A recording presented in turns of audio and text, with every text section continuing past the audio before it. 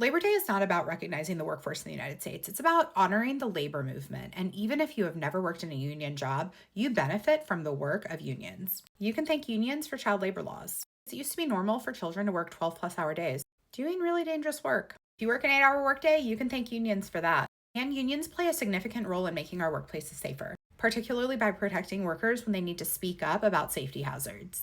Back in the 50s, about a third of the US workforce was in unions, but now that number is only about 10%. Of course, part of this is the shift from heavily unionized industries like manufacturing into more knowledge work.